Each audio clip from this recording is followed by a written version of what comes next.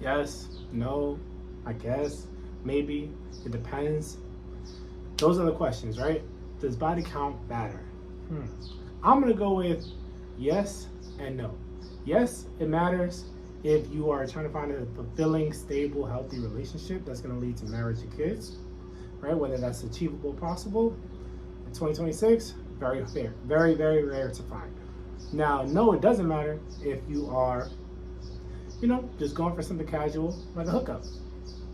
So, one thing that I've always been curious about is not really understanding why women conceal it or hide it. I mean, we understand the deeper reason, right? They don't want to look like X when they're Z, right? They don't want the perception of they are promiscuous, they ran through, they got a lot of experience, whatever the case, right? We understand that from a logical standpoint. But the reality is, if it truly doesn't matter, right? Let's peel the layers back. If it doesn't matter, then why does everyone need a break from dating after they get out of a toxic relationship? Why does everyone need a break after they are burnt out from dating? Could it be the expectations? Could it be, not getting their needs met? Sure, that's one part of it.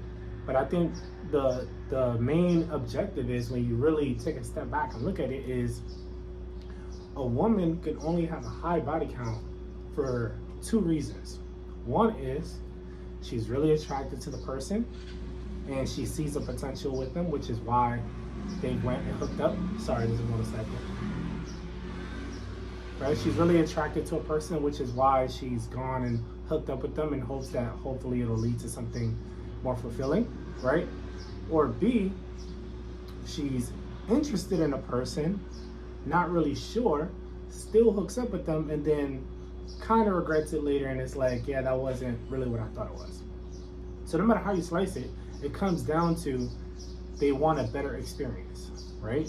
We want a better experience. As a man, they want a better experience as a woman. And what I mean by that is, if you are the hottest guy on your street and we live in a local town, right, she's going to pick the hottest guy, right, that has the most resources, because she wants a better experience than the local guys, right? And now, on vice versa, we want a better experience with the younger woman because she doesn't have many experiences.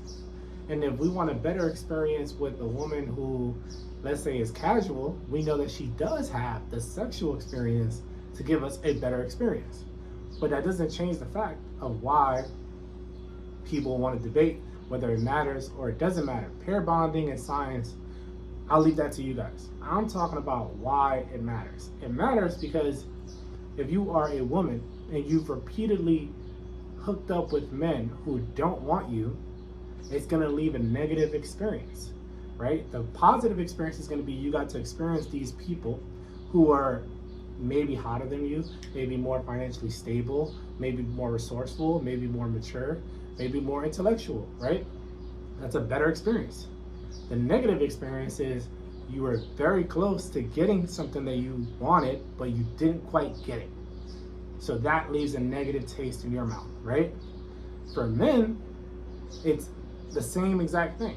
If we have a high body count, we are now getting a better experience, maybe sexually, from the women we are hooking up with, because a lot of times, the sex and the intimacy part is better when it's casual versus a relationship, depending on all of the stress factors in that actual relationship, right? So we go into it knowing we're not going to get all of our needs met, right? And if we do get them met, our brain is instantly going to go, well, where did you learn that? That took a lot of practice, because you're not supposed to be this comfortable with me as your new boyfriend, performing like this, especially if you claim to have a low body count, because where does experience come from? From trial and error, right? It's no different than if you've been to, let's say, a sushi restaurant 20 times and it's been good 20 times, right? And now someone invites you to that same sushi restaurant. Like, you're gonna go, you're gonna enjoy it, but like, you've been there, so the novelty really isn't there. Now you can pretend to like it just as much as them because it's their first time, right? To validate that experience for them, but deep down inside you've been here before, so it doesn't really hit the same. So I think that is the real reason why men want the truth, because we can smell it, we can feel it, but we just need you to admit it. And because they don't want to admit it, that's kind of where we're like, you're not even willing to tell the truth. Like, at least for men, we can tell the truth of, there's men who have loving relationships, right? And they justify stepping out because of one aspect, right? Which is sex might not be getting fulfilled, or their sexual needs. So they go out and they do this, but then they turn around and say, I still love you, right? And we can understand that concept, right? And then the women doing the same thing, except it might be way more with attention than the actual physical act of having sex, right? If you are used to being pursued and having unlimited attention from the opposite sex, whether it's online or in person, a part of you has a tolerance level for it. And now that you are in a relationship, you can't operate this way, because in order for us to sustain this relationship, we need both of our undivided attention in this. And I think that's the real issue, that they have gone, and by they, I mean people who have had a lot of sexual experiences, they have gone through the process of starting and stopping with so many people and getting their hopes up that now they're guarded, right? Or they have so many memories with so many different people that now it's very hard to create a core memory with the new person that you really want to create them with, right? No matter how many times you hook up in a new place, like you understand that, like, she might have done this before, or you might have done this before, but what makes it special is that it's your first time.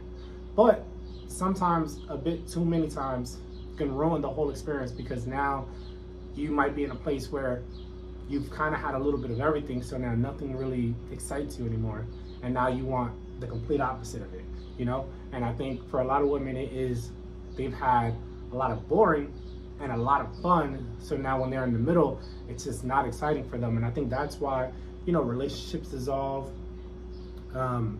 people aren't dating anymore, or they're not taking dating as serious because they've already had so many of these experiences. And it all comes back down to body count, because you can have all these same experiences with people you're not hooking up with and it won't affect you, right? You can stop being friends with someone who you are not that emotionally invested, and it won't affect your future friendships. But if you've had lifelong friends that have betrayed you and done things to you because of your expectations, now it's going to be much harder for you to create another lifelong friend, because you have these scars and these wounds. Yeah. So yeah, that was what I was thinking about today, about body count. Does it matter? Yes and no.